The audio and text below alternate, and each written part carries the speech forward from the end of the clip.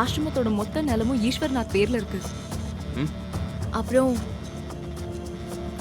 ஈஸ்வர்நாத் தவிர 10 பிரமுக் சேவாதாரங்க பாபா நிராருக்கு பொறுப்பு கொடுக்க ஒத்துக்கிட்டாங்க. ஆனா ஈஸ்வர்நாத் ஏன் ஒத்துக்கல?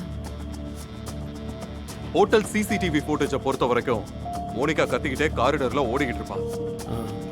அவ பின்னாடி வர்றது போப்பா. அப்புறம் கவிதா ஒரு ரூம்ல இருந்து எட்டி பாக்குறா. பயந்துட்டு மறுபடியும் உள்ள போறான்.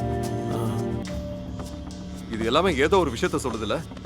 ஆ, மோகினி வீடு வாங்க பிளான் பண்ணான்னு சோஹினி கிட்ட சொல்லியிருந்தா செட்டில் ஆகிறதுக்கு. அது என்னன்னா சாதம் அவன் கலி கிட்ட ஈஸ்வரநாத்தை பத்தி விசாரிக்க சொல்லியிருந்தான்ல. அவன்கிட்ட இருந்து ஏதாவது இன்ஃபர்மேஷன்?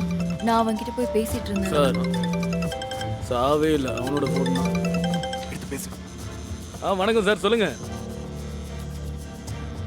ஈஸ்வர்நாத் பேர்ல புகார் பதிவாயிருக்கு. அப்புறம் அந்த பாடியையும் அடக்கம் பண்ணிட்டாங்க.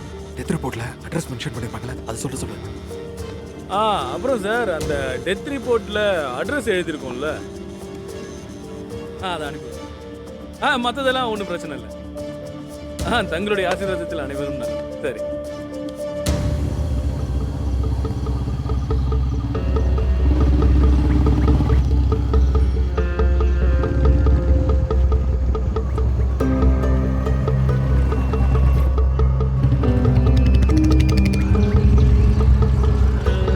இங்கதான் சார்.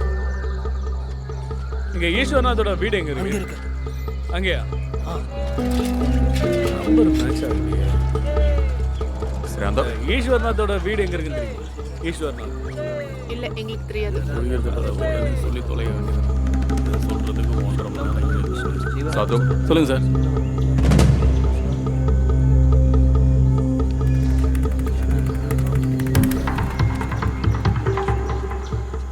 அண்ணா, ஈஸ்வரநாத் சார் வீட்ல இருக்காரா? என்னாச்சு? இது அவரு வீடு தானே? இல்லைங்க, இந்த வீடு வந்து எங்களோடது. அகிலேஷ் பாண்டேன்னு போட்டு பாருங்க. பாண்டே என்ன? உங்க பேர் வேணா அங்க இருக்கலாம். முனிசிபல் ரெக்கார்ட்ஸ், கரண்ட் பில்லுன்னு எல்லாத்துலயும் ஈஸ்வரநாத்தோட ஒய்ஃப் புலோரி தேவி பேரு தானே இருக்கு. அது இன்னும் பேரு மாத்தி இருக்காதுங்க. கொஞ்சம் வருஷத்துக்கு முன்னால தான் நான் இந்த வீட்டை வாங்கினேங்க. யாருக்கிட்ட இருந்து வாங்குனீங்கன்னு தெரிஞ்சுக்கலாமா? இல்லைங்க, அதாவது நீங்க யாருக்கிட்ட ரிஜிஸ்டர் பண்ணீங்கன்னு கேட்குறோம். அது சரியா ஞாபகம் இல்லைங்க. அந்த சமயத்துல எங்க அப்பா தான் இந்த வீட்டை வாங்கினாரு. சரி, நீங்க எதுக்காக இப்ப இதெல்லாம் கேக்குறீங்க? நாங்க ஈஸ்வரநாத் சாருக்கும் அவங்க ஃபேமிலிக்கும் ஹெல்ப் பண்ண வந்திருக்கோம், அதான் கேட்டேன். ஆமா, நீங்க யாரு? அவருக்கு ஃப்ரெண்ட்ஸ்னு வச்சுக்கோங்களேன். சாரிங்க, இதுக்கு முன்னாடி நான் உங்களை பத்தி கேள்விப்பட்டதே இல்லையே. சரி, பரவாயில்ல, விடுங்க. தப்பி தவறி உங்களுக்கு ஞாபகம் வந்துச்சுன்னா, ஏதாவது உங்களுக்கு சொல்லணும்னு தோணுச்சுன்னா எங்களுக்கு சொல்லுங்க. சரியா? இதான் எங்களுடைய நம்பர். என்ன?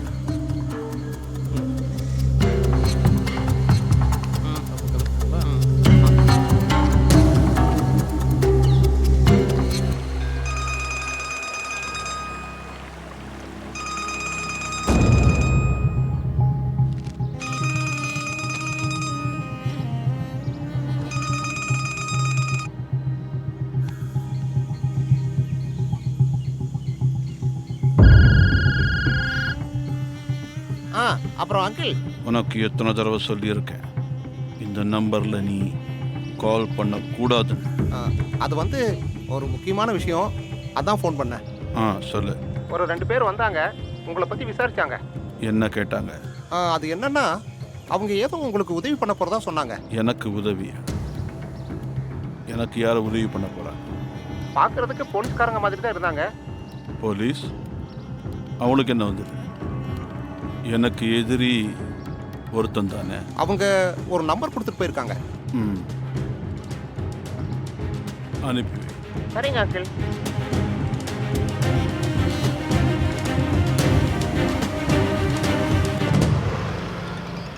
யாரு கால் பண்றாங்க சாது? ஏன் எடுக்க மாட்டேங்கிற? ஏதோ ஐஎஸ்டி நம்பரா இருக்கு, நேபாளில இருந்து வருதுன்னு நினைக்கிறேன்.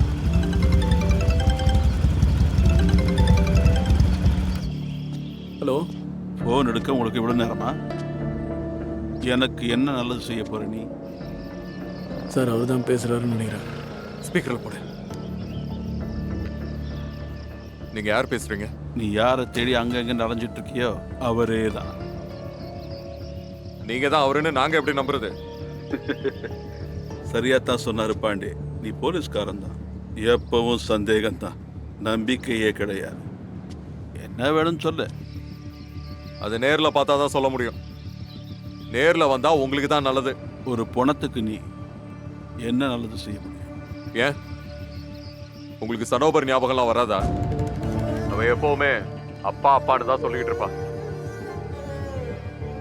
அவ எப்படி இருக்கா? அவளா அப்பா அம்மா இல்லாம ஒரு அனாதை மாதிரி வாழ்ந்துகிட்டு இருக்கா. மூச்சு மட்டும் விட்டுக்கிட்டு இருக்கா. நீங்க இப்ப ஒத்துழைச்சீங்கன்னா நாங்க அவளை சந்திக்க வைக்கிறோம்.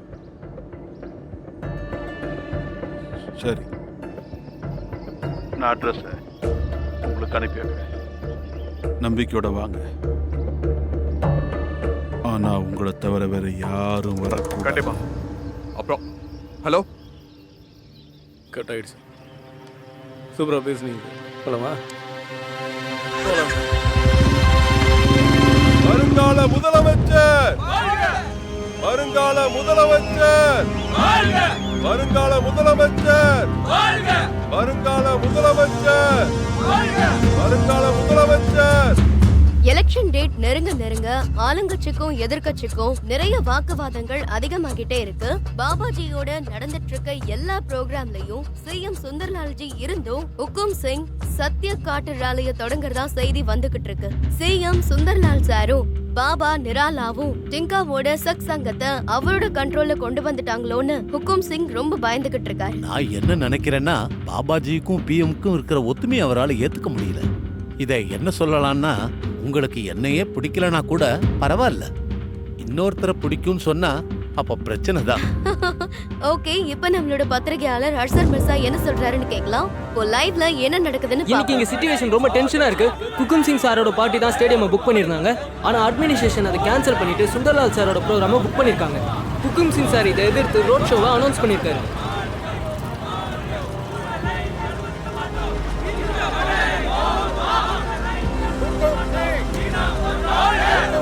ஹுக்கும் சார், நீங்கள் இங்க இருந்து போய்தான் ஆகணும். பர்மிஷன் இல்ல. என்னது பெர்மிஷன் இல்லையா? பெர்மிஷன் இல்லன்னு சொல்றதுக்கு அந்த ஸ்டேடியம் அவங்க அப்பா வீட்டு சொத்தா? உங்களுக்கு தான் எல்லா விஷயமும் தெரியும்ல. சிஎம்மும் பாபாஜியும் கலந்துக்கிற ப்ரோக்ராம் அங்க போய்கிட்டு இருக்கு. போன தடவை பிரச்சனை ஆயிடுச்சு. இந்த தடவை என்னால எந்த ரிஸ்க் எடுக்க முடியாது. சார் ப்ளீஸ் கொஞ்சம் கோஆபரேட் பண்ணுங்க, இல்லைன்னா நாங்க ஃபோர்ஸை யூஸ் பண்ண வேண்டியது இருக்கும். நீங்க எல்லாம் பாத்துட்டு தானே இருக்கீங்க இவங்க எவ்வளவு வெளிப்படையா இந்த மக்கள் ஆட்சியை சாவடிச்சிட்டு இருக்காங்க. எதுக்குன்னு தெரியுமா? உங்க எல்லாரோட உற்சாகத்தையும் பார்த்து சிஎம் சுந்தர்லால் பயப்படுறாரு. அவருக்கு புரிஞ்சிருக்கு ஜனங்களுக்கு அவரோட சேர்ல இருந்து வெளியே தூக்கி வீசணும் தான் விருப்பம். அதனால ஃபோர்ஸ் யூஸ் பண்ணி நம்மளோட உற்சாகத்தை புதைக்க பார்க்கறாரு. ஆனா நாம இத பண்ண விடுவோமா? பண்ண விடுவோமா? நம்மள யாராச்சும் இங்க இருந்து நகர்த்த முடியுமா? ஒரு பக்கம் அராஜகம் நடக்குது. அடிப்படை வசதிக்காக மக்கள் தவிச்சிட்டு இருக்காங்க. விவசாயிங்க தற்கொலை பண்ணிக்கிறாங்க. காலேஜ்ல இருந்தும் யூனிவர்சிட்டில இருந்தும் படிச்சு வெளியே வந்த இளைஞர்களை வேலை இல்லைன்னு சொல்லி இளைஞர்களை கிணத்துல தள்ளி விடுறாங்க. நிலைமை இப்படி இருக்கும் போது நம்ம சிஎம் சார் அங்க என்ன புடுங்கிட்டு இருக்காரு? உள்ள அந்த பாபாவோட சேர்ந்து டான்ஸ் ஆடிக்கிட்டு இருக்காரா? ஆனா சார், பாபாஜி உங்களை நகர்த்திட்டு சிஎம் சுந்தரலாலுக்கு சப்போர்ட் பண்றாரு. அப்போ நீங்க பாபாஜிக்கு அகைன்ஸ்டா இருக்கீங்க. என்ன பாபா, ஏது பாபா? பாபான்னு சொல்ற அளவுக்கு அவகிட்ட ஏதாச்சும் அடையாளம் இருக்கா? அப்புறம் அந்த ஆர்டிஸ்ட் டிங்கா இருக்கான்ல, அவனோட ஆர்கெஸ்ட்ரா பார்ட்டியோட சேர்ந்து சுந்தர்லால மேடைக்கு அழைச்சு ஒரு பொலிட்டிக்கல் கேமா குடுக்குறாரு. முன்னாள் முதலமைச்சர் ரொம்ப பேசுறான்ல. இப்ப இருக்கிற முதலமைச்சருக்கு இதையெல்லாம் கேட்டுட்டு ஒருவேளை ஆறுதலா இருக்குமோ? நம்ம பண்ண வேண்டிய வேலை இந்த ஆள் பண்ணிட்டு இருக்கான். பார்க்கறதெல்லாம் உண்மையாக இருக்கணும்னு அவசியம் இல்லை. பெரிய பெரிய கதையெல்லாம் சொன்னாங்கன்னா அதுக்கு எந்தவித ஆதாரம் இல்லைன்னு நினச்சிக்கோங்க.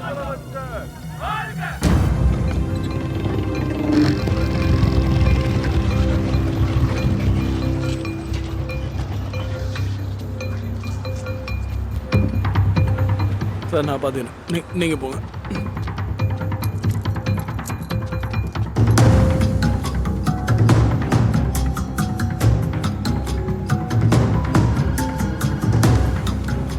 Sir hello. 2 பேரும் வந்துட்டீங்களா? ஆமா. நீங்க சொன்ன நல்லா இடத்துல நோட் பண்ணிக்கோங்க. இந்த பிரிட்ஜை தாண்டினோடனே லெஃப்ட் சைடில் ஒரு ஆட்டோ ரிக்ஷா சாது, நிற்கும். நம்ம எங்க வந்திருக்கோம்? நீயா வரல, நான் தான் கூப்பிட்டேன். ஒழுங்கா நான் சொல்றபடி செய். நாங்க போலீஸ்காரங்க. அதுதான் எனக்கு தெரியுமே. ஆனா நான் முட்டாள் இல்லை. நான் சொல்றத கொஞ்சம் கேளுங்க. Hello hello. ஷிட்.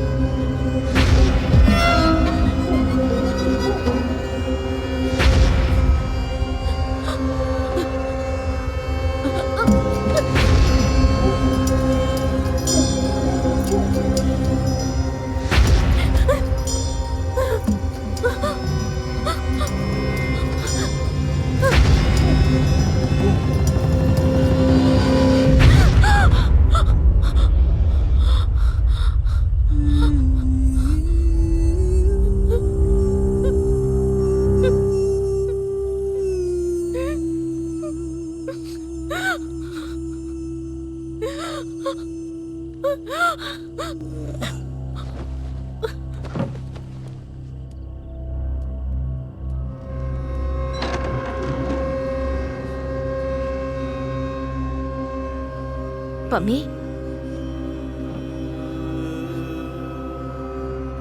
என்னாச்சு பம்மி? என்னாச்சு உனக்கு? என்னாச்சுமா? என் ரூம்ல இருக்கிறதுக்கு எனக்கு பயமா இருக்கு அக்கா. சரி, நீங்க வந்தது நல்லதா போச்சு. நீ வா, என் பக்கத்துல வந்து தூங்க வா. பம்மி,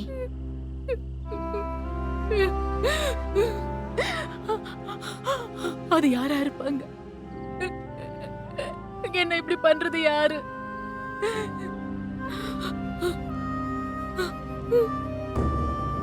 வா, ஒண்ணும் இல்ல, வந்து தூங்கு. சும்மா மனசை போட்டு குழப்பிக்காத. வந்து படுத்துக்கோ, வா.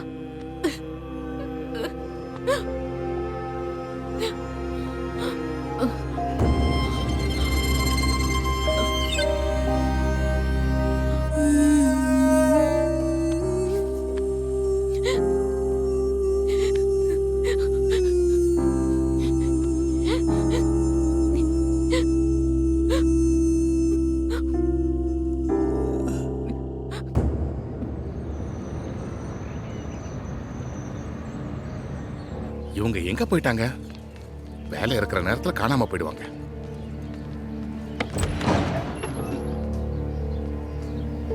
நீ இங்க இருக்கியா? இங்கேயா தூங்கிட்டு இருக்க? பாபாஜி ஆரத்தி நேரத்துல உன்னை கூப்பிட சொன்னார். அப்படியா? ம், நான் அவரை போய் பார்த்துட்டு வரேன்.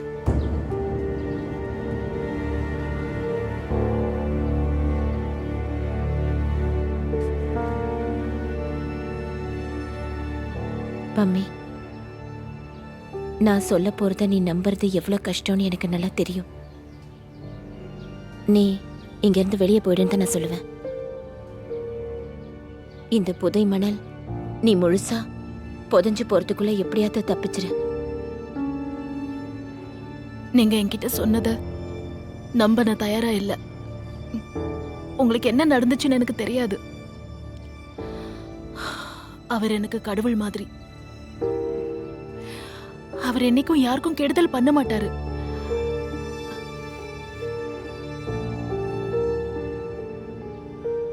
நம்பிக்கை மட்டும் உண்மையா இருந்திருந்தா நான் சொல்ற மாதிரி கேளு. இந்த தடவை நீ உனக்குள்ள தைரியம் வர வச்சு நடக்கிற உண்மைகளை புரிஞ்சுக்க முயற்சி பண்ணு. உங்களோட ஃப்ரஸ்ட்ரேஷனை ஃபெயிலியரை என்னால புரிஞ்சுக்க முடியுது. நான் உண்மை என்னங்கறத தெரிஞ்சுக்க விரும்பலன்னு சொல்லல. ஆனா நீங்க சொல்றது நடக்கிறதுக்கு வாய்ப்பே இல்ல. பாபாஜி எனக்கு எத்தனையோ நல்லது பண்ணிருக்காரு. எனக்கு மட்டும் இல்ல, என்னோட குடும்பத்துக்கு கூட, எல்லாருக்குமே. முன்னேற்றம், சமூகத்துல மரியாதை. அவரை விட்டுட்டு போறத பத்தி என்னால யோசிக்க கூட முடியாது.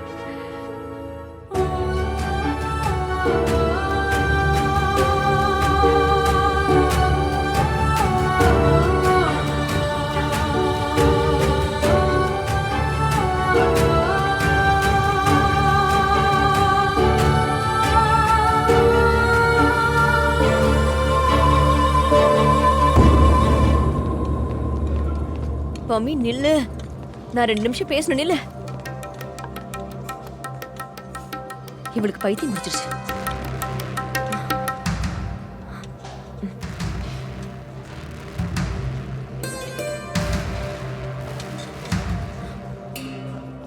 நீ பம்மிக்கிட்ட எல்லாத்தையும் சொல்லிட்டியா?